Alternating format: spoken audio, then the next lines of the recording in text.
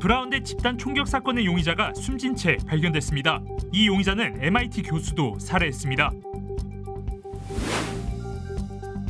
롭 라이너 감독 부부가 피살되기 전 아들에 대한 두려움을 주변에 토로했다고 연예 전문 매체가 보도했습니다. 미 북부 노스다코다 지역에 강력한 눈보라가 몰아치면서 정전 피해가 발생했습니다. 한미 관세 협상 후속 조치로 추진 중인 한미 FTA 공동위원회가 미국 측의 불만으로 내년으로 연기됐다는 미 언론 보도가 나왔습니다. 트럼프 대통령이 베네수엘라와의 전쟁 가능성을 열어놨다고 밝혔습니다. We stand with accident victims during the hardest moments. Whether it's a car, truck, motorcycle, pedestrian, or rideshare accident, you deserve the best attorneys by your side. At DK Law, we're modern injury and accident lawyers who go all the way. We fight smart, we move fast, and we win big. At DK Law, when we take a case, we take it all the way.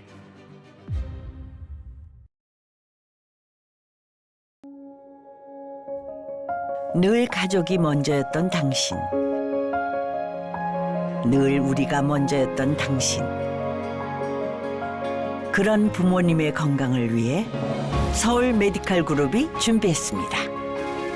더 많은 의사, 더 다양해진 서비스, 더 커진 네트워크로 당신의 건강을 먼저 생각합니다. 사랑하는 마음으로 가족처럼 SMG. 여러분 안녕하십니까? 12월 19일 금요일 SBS 뉴스 시작합니다. 브라운대 집단 총격 사건의 용의자가 숨진 채 발견됐습니다. 당국은 이 용의자가 대학 시절 동창생인 MIT 공대 교수도 살해한 것으로 보고 있습니다. 첫 소식 김민표 기자가 보도합니다. 미국 브라운대 집단 총격 사건 이틀 뒤 또 다른 명문대인 매사추세츠 공대, 즉 MIT의 교수가 자택에서 총격을 당해 숨졌습니다. 브라운대에서 북쪽으로 80km가량 떨어진 곳이었습니다. At about 9 o'clock I heard three loud bangs. 수사 당국은 두 사건을 한 명이 저지른 것으로 보고 용의자 신원까지 파악해 추적하던 중 용의자가 숨진 채 발견됐다고 밝혔습니다. 용의자는 총을 쏴 스스로 목숨을 끊은 것으로 조사됐습니다. And he was a 48-year-old man. He was a Brown student. He was a Portuguese national. 포르투갈 국적인 용의자는 숨진 MIT 교수와 리스본의 한 대학에서 함께 공부한 동창생이었습니다. 경찰은 용의자가 두 건의 총격 범행을 저지른 동기 등에 대해서는 아직 모른다고 밝혔습니다. 숨진 용의자는 유학생용 F1 비자를 받아 2000년 가을부터 2001년 봄까지 브라운대 물리학과 박사과정 대학원생으로 등록했다가 휴학한 뒤 복학하지 않았습니다. 2017년에는 DV1이라는 영주권 추천 프로그램으로 미국 영주권을 받았습니다. 다양성 비자 프로그램으로 불리는 DV1 프로그램은 연간 최대 5만 명을 추첨으로 선발해 영주권을 주는 제도입니다. 용의자가 밝혀진 뒤 트럼프 대통령의 지시에 따라 이 프로그램은 중단됐습니다. 현지 시간으로 지난 13일 발생한 브라운대 총격으로 2명이 숨졌고 병원 치료받던 9명 가운데 3명은 퇴원했습니다. SBS 김인표입니다. 롭 라이너 감독 부부가 피살되기 전 아들에 대한 두려움을 주변에 토로했다고 연예 전문 매체 페이지6가 보도했습니다.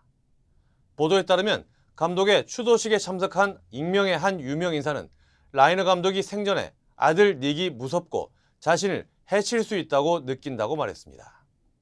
라이너 부부는 사망 전 아들 닉과 심한 언쟁을 벌였고 닉이 아버지에게 강한 원한을 품고 있었다는 주변 증언도 나왔습니다. LA에서 열린 추도식에서는 라이너 감독이 제작한 영화 해리가 셀리를 만났을 때 남자 주인공 빌리 크리스탈을 비롯해 할리우드 유명 인사들이 참석했습니다. 용의자인 아들 닉은 부모 사망 이후 처음으로 법정에 출두했으며 이번 사건에 대한 공판은 내년 1월 7일 열릴 예정입니다. 미 북부 노스다코타 지역에 강력한 눈보라가 몰아치면서 도로 시야가 크게 나빠지고 정전 피해까지 발생했습니다.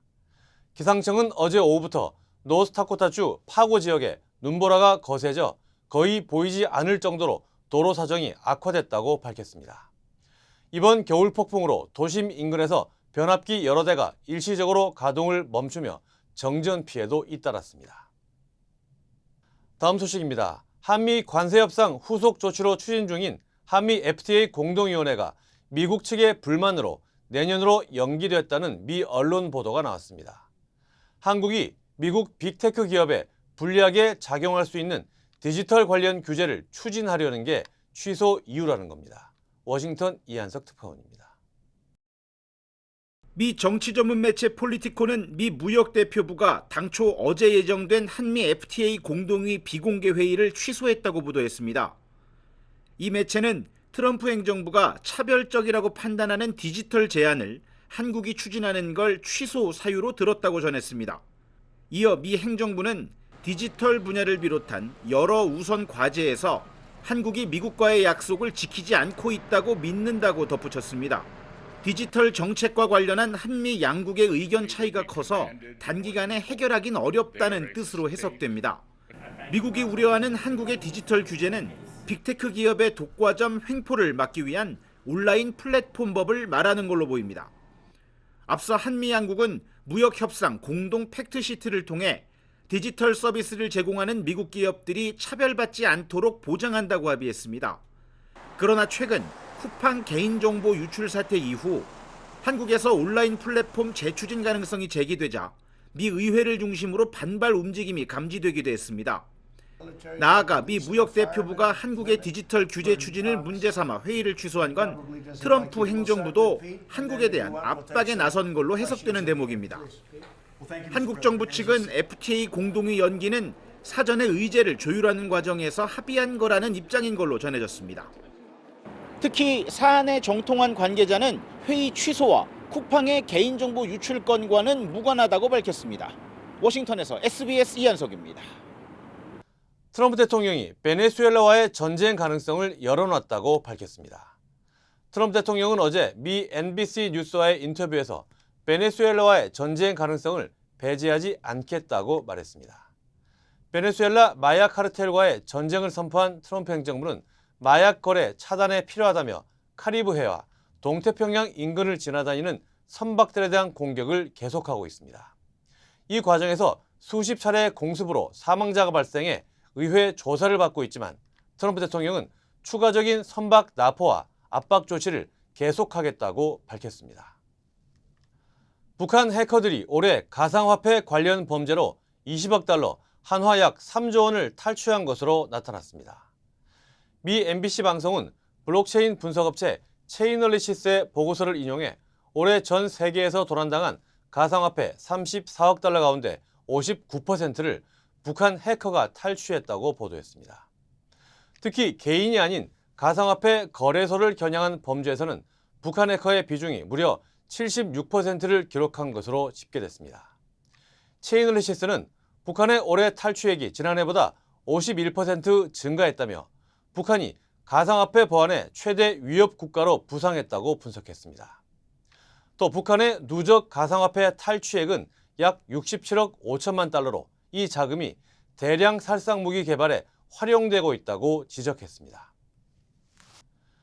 플로리다주에서 한 여성이 자신의 전 남편 2명을 잇따라 총격 살해하는 사건이 발생했습니다.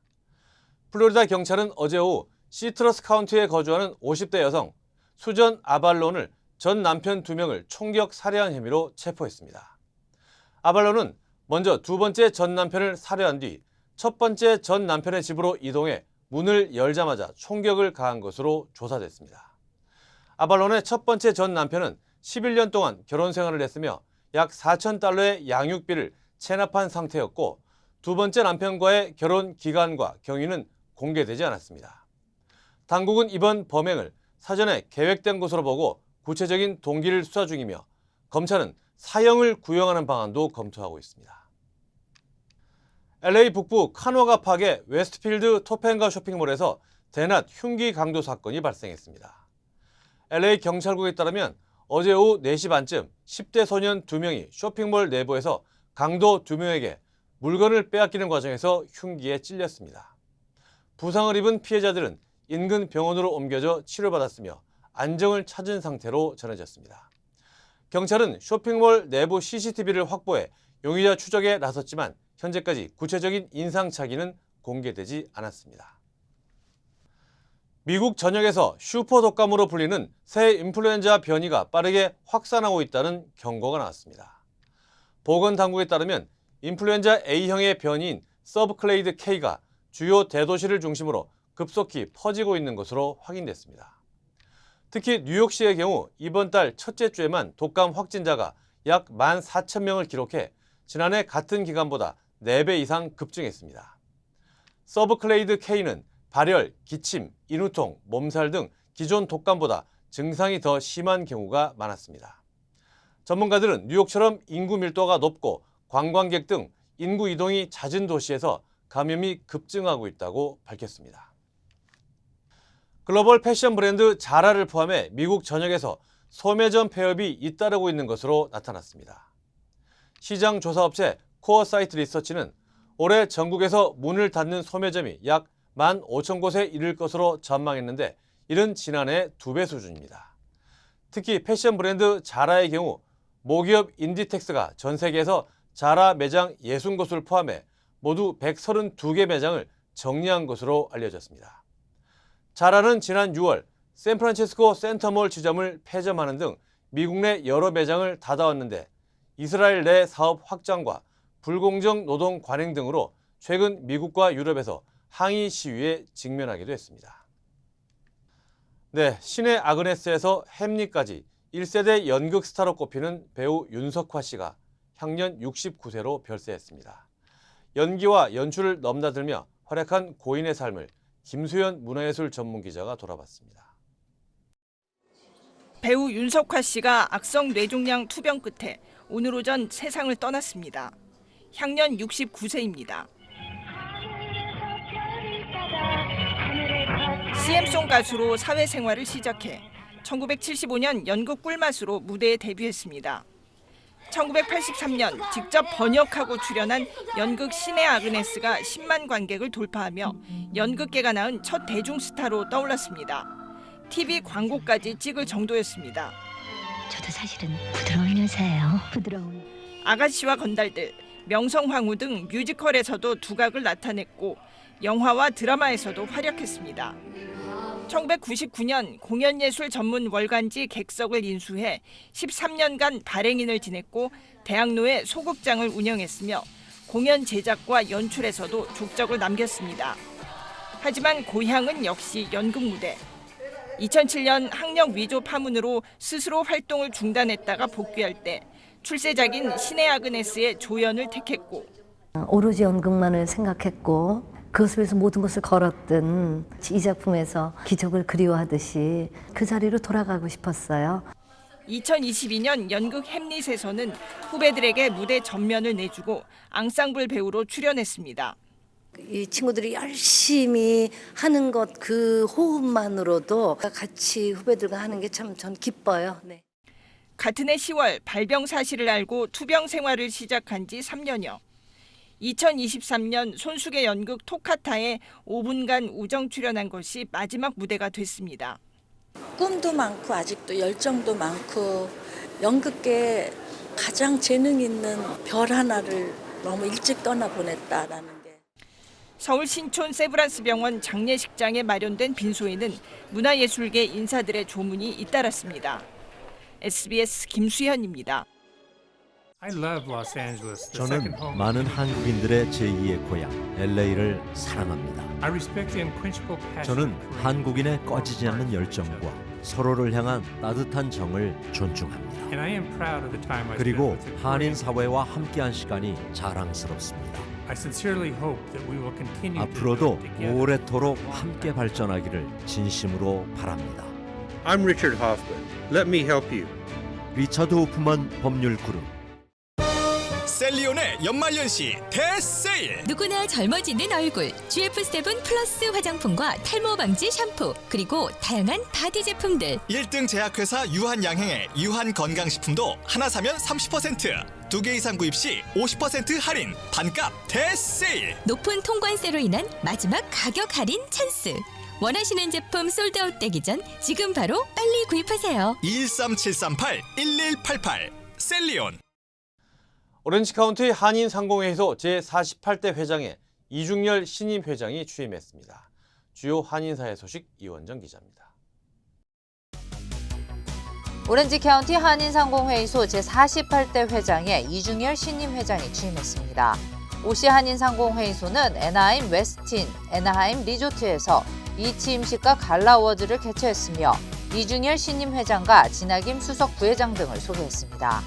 이중열 신임 회장은 성장과 연결, 협업 등 3가지 성장 키워드를 제시했고 한인상공회과 오렌지 카운티 발전에 총력을 기울이겠다고 강조했습니다. LA 카운티 연말 공연에서 한국 궁중무용이 선보입니다. 오는 24일 크리스마스 이브에 LA 도로시 챈들러 파빌리온에서 열리는 이번 무대에는 지난해에 이어 올해에도 김웅아 무용단이 선발돼 한국 전통 예술의 품격과 아름다움을 선보일 예정입니다. 이 공연은 PBS를 통해 생중계됩니다. 퀸즈 YWCA가 오는 22일 크리스마스 장난감 나눔 행사를 개최합니다. 퀸즈 YWCA는 오전 11시부터 오후 4시까지 플러싱 파슨스 블루버드에 있는 YWCA 강당에서 500가정에게 장난감을 나눠주며 함께 방문한 어머니들에게는 코트와 신발, 화장품 등을 제공한다고 밝혔습니다. 내년 1월 4일부터 뉴욕과 뉴저지를 연결하는 7개 다리와 터널의 통행료가 인상됩니다. 이에 따라 혼잡 시간대 승용차 이지패스 통행료는 약 16달러 79센트, 비혼잡 시간대는 14달러 79센트로 오르며 이지패스 미사용 차량 요금도 인상됩니다. 뉴욕 뉴저지 항만청은 비혼잡 시간대 할인 폐지와 패스트레인 요금 인상, 공항 교통 인프라 확충을 포함한 대규모 자본 계획도 함께 추진할 방침입니다. 한인 대학생들과 한인 스타트업 기업이 참여하는 협력 프로젝트 K-캡스톤 챌린지가 본격적으로 시작됐습니다. 시애틀 한국교육원과 시애틀 K-스타트업 센터가 공동 추진하는 이번 프로젝트에는 워싱턴대와 센트럴 워싱턴대 등 지역대학 학생 20여 명과 5개 한인 스타트업이 참여해 팀을 이뤄 실제 기업 과제를 수행하게 됩니다. 프로젝트는 내년 2월 말 최종 발표회까지 이어지며 우수팀에게는 상장과 부상이 수여될 예정입니다. 어젯밤 타이완 수도 타이페이 한복판에서 한 남성이 연막탄을 터뜨린 뒤 흉기 난동을 벌였습니다. 용의자를 비롯해 3명이 숨지고 최소 5명이 다쳤습니다. 정준호 기자입니다. 검정색 모자와 셔츠를 입은 남성이 도로 한복판에서 준비해온 연막탄을 곳곳에 던집니다. 이후 흉기를 꺼내들더니 사람들이 몰려있는 쇼핑몰 앞으로 걸어옵니다. 그리고는 무차별적으로 흉기를 휘두르고 쇼핑몰 안으로 뛰어들어갑니다. 놀란 시민들이 비명을 지르며 도망치고 순식간에 아수라장이 됐습니다. 他用重物敲了我的肩膀，然后我就赶快，就是他就整个人往那个成品里面冲进去。 对，然后又丢了不知道是像是烟雾弹还是什么的东西，对，然后里面的人就开始尖叫。 이 흉기 난동으로 시민 2명이 숨지고 최소 5명이 다쳤습니다. 타이완 경찰은 용의자가 추격을 받던 중 한 건물의 옥상에서 뛰어내려 사망했다고 밝혔습니다. 就第一时间要求内政部警政署就全国车站、铁公路的车站。 捷运站、航空站提高所有的戒备。 현지 언론은 용의자는 27세 남성으로 병역 의무 위반 혐의로 수배 중이었다고 보도했습니다. 용의자의 가방에선 폭발물로 추정되는 물건이 나왔고 범행에 사용된 연막탄은 미군 장비를 모방한 제품으로 알려졌습니다. 이 남성은 흉기를 휘두르기 전 지하철역 내부에 연막탄을 던진 뒤 지하철을 타고 이동했던 걸로 파악됐습니다. 경찰은 정확한 범행 동기를 수사하고 있습니다. SBS 정준호입니다. 정했어요. 모두에게 더 다정하기로, 다 정관장 하기로. 선물은 정관장. 건강하세요. 뉴욕을 방문한 위성락 대통령실 국가안보실장이 핵 추진 잠수함을 위해서 별도 협정을 만들기로 미국과 합의했다고 밝혔습니다. 또 우라늄 농축 문제도 실무 협의를 이어가기로 했습니다. 뉴욕 김범주 특파원입니다. 2박 3일 일정으로 미국을 방문해서 루비오 국무장관과 라이트 에너지부 장관 등을 만난 위성락 대통령실 안보실장. 한국의 핵 추진 잠수함을 위한 별도 협정을 만들기로 미국과 합의를 이뤘다고 밝혔습니다. 91조에 따른 예외 문제를 한국과 미국 사이에 협정으로, 별도 협정으로 만들기로 했습니다. 의견의 일치를 보았습니다. 미국 원자력법에는 대통령이 필요하다고 판단하면 원래는 반출이 안 되는 군사용 특별 핵물질을 다른 나라에 줄 수 있다고 돼 있습니다. 호주가 이 조항을 근거로 이미 미국과 협정을 맺은 상태인데 우리도 같은 대우를 약속받았다는 뜻으로 해석이 됩니다. 민간용 우라늄 농축과 사용 후 핵 연료 재처리 문제도 긍정적으로 진행됐다면서 실무 협의를 이어갈 것이라고 밝혔습니다.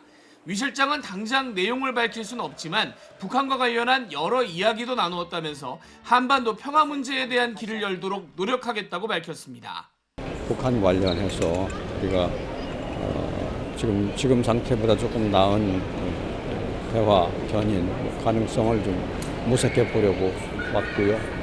내년도 미국 국방수권법에서 한국 조선회사에 대미 투자 우선권을 준다는 조항이 빠진 문제에 대해서도 걱정하지 않는다고 말했습니다. 상원 통과 때는 이 법에 군용 민간조선소 2곳을 지을 가능성을 검토하면서 한국과 일본 기업을 특별히 우선하라는 내용이 들어 있었는데 최종 법안에선 빠졌습니다. 조선협의는 또 따로 한미 간에 많은 협의가 앞으로 예정되어 있습니다. 위 실장은 또 핵 위협에 대응할 확장 억제와 관련해서 한미가 함께 계획을 짤 전략 그룹 협의를 진행할 예정이라고도 밝혔습니다. 뉴욕에서 SBS 김범주입니다. 한국 소식입니다. 어제 법원에선 통일교가 지난 대선 당시 국민의힘을 지원한 이유가 뭔지 그 정황이 공개됐습니다. 통일교 인사들의 대통령실 근무나 대사 지명, 국회의원 공천 등이 언급됐습니다. 장훈경 기자입니다. 한학자 통일교 총재 등 재판에 윤정로 전 세계일보 부회장이 증인으로 나왔습니다. 통일교 원로인 윤 전 부회장은 윤영호 전 통일교 세계본부장과 권성동 국민의힘 의원을 연결해준 인물로 특검팀은 20대 대선을 앞두고 윤 전 본부장과 윤 전 부회장이 주고받은 메시지를 공개했습니다. 윤 전 본부장은 윤 전 부회장에게 권 의원이 조건을 수용하면 표수와 조직, 재정 지원을 합니다라며 조건은 정권에 우리 사람 넣는 것, 푸른 집 보좌진과 당의 지분을 갖는 거라고 메시지를 보냈습니다. 대선 지원 대가가 통일교인의 대통령실 근무인 걸로 해석됩니다. 윤 전 부회장 또한 윤 전 본부장에게 윤석열 당선에 도움을 주겠다고 하면 된다며 크게 도우면 크게 요구할 수도 있다고 메시지를 보냈습니다. 그러면서 미국, 일본 기반을 알려주면 영사나 대사도 가능하고 도움에 비례해 전국구나 공천 요구도 가능하다고 말했습니다. 특검팀이 윤 전 부회장에게 대선 당선에 도움을 주고 윤석열 쪽에 영사나 대사, 공천권을 요구한 게 목표였냐고 묻자 윤 전 부회장은 꿈 이야기를 한 거라고 주장했습니다. 하지만 어제 재판에서 특검팀은 윤 전 본부장의 문자 내용과 비슷한 내용의 통일교 회의록도 공개했습니다. 대선 5개월 전인 지난 2021년 10월 회의록엔 목표는 청와대에 보좌진이 들어가야 한다. 여든 야든 공천권을 우리에게 줘야 한다는 내용이었습니다. 하지만 재판에 나온 통일교 관계자들은 단순한 논의에 불과했다고 주장했습니다. SBS 장훈경입니다. 이재명 대통령이 현재 남북관계가 진짜 원수가 돼가는 것 같다면서 신뢰 회복을 위한 조치를 주문했습니다. 대북 정책을 놓고 외교부와 통일부의 입장이 엇갈린 데 대해서는 다양한 부처 의견이 정책 선택에 폭을 넓히는 효과가 있다고 말했습니다. 김혜영 기자입니다. 이재명 대통령은 오늘 외교통일부 업무보고에서 지난 정부의 강대강 정책으로 남북관계가 심각하게 악화했다고 지적했습니다. 요즘은 진짜 원수가 돼가는 것 같아요. 정략적인 욕망 때문에 이렇게 만들었다고 보여집니다. 이 대통령은 북한이 남측의 북침을 걱정해 3중 철책과 방벽을 설치했다며 남북 적대 완화와 신뢰 회복을 위해 통일부가 역할을 해야 한다고 주문했습니다. 정동영 통일부 장관은 북한과 관계 개선을 위해선 먼저 대북 제재 완화가 필요하다면서 이를 통한 서울, 평양, 베이징 고속철도 건설과 원산 갈마지구 관광 지원 등 파격적인 구상을 내놨습니다. 대화를 하려면 제재를 하면서 대화를 할 수는 없습니다. 외교부는 통일부의 이상을 현실로 만들기 위해 외교적 노력을 하겠다면서도 제재 완화 문제 등에선 입장이 다르다는 점을 분명히 했습니다. 한반도에 평화 정착이 된다면 얼마나 좋을까 그런 생각을 정말 했습니다. 그러나 방법론은 분명히 다릅니다. 정부 내 이른바 자주파와 동맹파 사이 이런 갈등 구도에 대해 이 대통령은 부처들이 고유한 입장을 갖고 있는 게 외교 정책을 선택할 공간을 넓히는 효과가 있다고 말했습니다. 그러면서 토론 활성화를 위해 외교, 통일, 국방부 등이 참여하는 안보관계장관회의 추진을 지시했습니다. 이 대통령은 국민의 의식 수준을 폄하하지 말라며 노동신문 등 북한 매체에 대한 접근 제한을 풀라고도 지시했습니다. SBS 김혜영입니다. 한국의 해외 주식 투자 열풍 속에 한국 증권사들이 2조 원에 가까운 수수료를 벌어들인 것으로 나타났습니다. 반면 개인 투자자들의 해외 주식 평균 수익은 지난해보다 줄어서 한국 금융당국이 증권사들에게 엄중 경고를 날렸습니다. 최승훈 기자입니다. 서학개미들은 왜 해외 주식을 샀을까? 달러랑 이제 미국 주식 기업들이 조금 더 안정성 면에서 좀 좋다고 생각하는. 하지만 수익을 내기는 쉽지만은 않았습니다. 금융감독원이 개인 투자자의 해외 주식 계좌를 점검했더니 절반은 손실을 본 것으로 나타났습니다. 전체 계좌로 봤을 때 평균 50만 원의 수익이 났지만 지난해보다 370만 원 감소한 수치입니다. 반면 증권사들은 해외 주식 수수료로 올 들어 11월까지 2조 원 가까운 수입을 올렸습니다. 지난해 전체 수익보다 7천억 원이나 늘었습니다. 환전 수수료로 챙긴 돈만 4,500억 원에 달합니다. 금융감독원은 증권사들이 해외 주식 투자에는 지원금까지 줘가며 공격적인 마케팅을 하면서 환율 변동 위험이나 해외 투자 세금 같은 안내는 부족했기 때문이라고 지적했습니다. 그러면서 과장 광고나 부적절한 투자 권유 등이 발견되면 해외 주식 영업 중단까지도 검토하겠다고 밝혔습니다. 이번 조치는 최근 환율이 너무 높은 수준이라 변동성이 커지면서 투자자들이 손해를 볼 수 있다는 우려와 해외 투자 급증이 환율에 일정 부분 영향을 미치고 있다는 판단이 반영된 것으로 보입니다. 미국의 경제 성장률이 높으니까 당연히 미국 주식이 더 많이 오를 거라고 예상을 해서 개인 투자자건 기관 투자자건 다 미국 증시에 투자를. 한국은행은 외환 시장 안정을 위해 금융기관이 해외에서 달러를 더 쉽게 빌릴 수 있게 외환 건전성 부담금을 줄이기로 했습니다. 또 해외 투자 자금을 더 좋은 조건으로 끌어올 수 있도록 외화 지급 준비금에 이자를 지급하기로 했습니다. SBS 최승훈입니다. Call DK Law. DK Law, how can I help you? Crazy accident. They cut me off and then cut my car in half. I think you need to go to the hospital. Oh. DK Law will be there for everything you need. Oh, that's nice. DK Law goes all the way. We're modern injury and accident lawyers who go all the way. We fight smart, we move fast, and we win big. Because at DK Law, when we take a case, we take it all the way. 삼성전자가 새롭게 선보인 2번 접는 스마트폰이 완판 행진을 이어가고 있습니다. 하지만 올해 전 세계 스마트폰 판매량을 두고선 14년 만에 애플의 1위 자리를 내줄 거란 전망이 나옵니다. 정성진 기자입니다. 매장 앞으로 길게 늘어선 사람들. 삼성전자의 2번 접는 스마트폰 트라이폴드 폰이 출시 첫날 5분 만에 모두 팔렸습니다. 닷새 만에 2차 판매는 온라인으로만 이뤄졌지만 혹시나 하는 소비자들의 발길이 이어졌습니다. 10시에 인터넷에서 오픈한다는 정보 그 2가지밖에 접할 수가 없었어가지고 일단 무작정 왔습니다. 비행기를 타고 온 외국인도 있습니다. Last Sunday, because I already have the Fold, so I want to upgrade to the Trifold. 온라인 판매 단 2분 만에 준비된 수량이 모두 소진됐습니다. 한 대에 360만 원이나 하지만 초도 물량이 3,000대 정도로 많지 않다 보니 개인 거래에서 100만 원 가까이 웃돈이 붙기도 합니다. 완판 인기에도 불구하고 삼성 스마트폰이 놓인 상황은 녹록지 않습니다.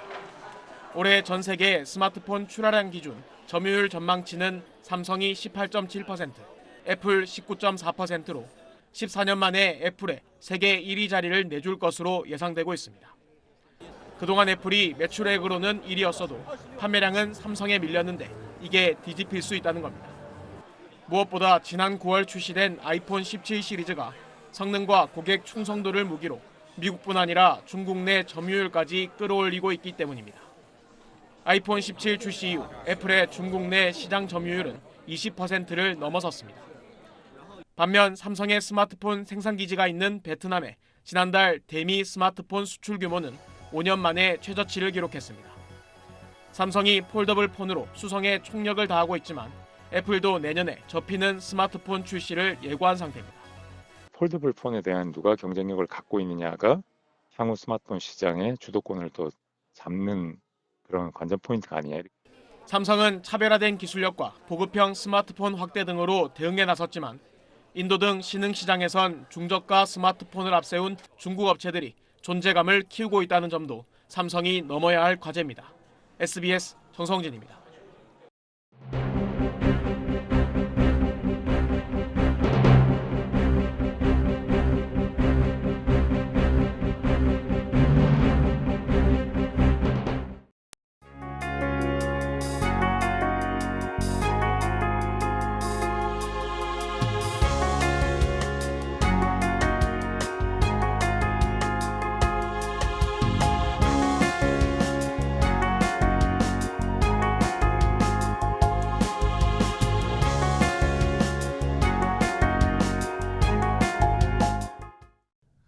연말에 모임이 많아지고 날씨도 변덕스러워 독감 환자가 급속히 늘고 있습니다. 올해 독감은 증상이 심하다고 하니 백신 접종을 서두르시는 게 좋겠습니다. 금요일 SBS 뉴스 마칩니다. 저희는 다음 주 월요일에 다시 찾아오겠습니다. 감사합니다.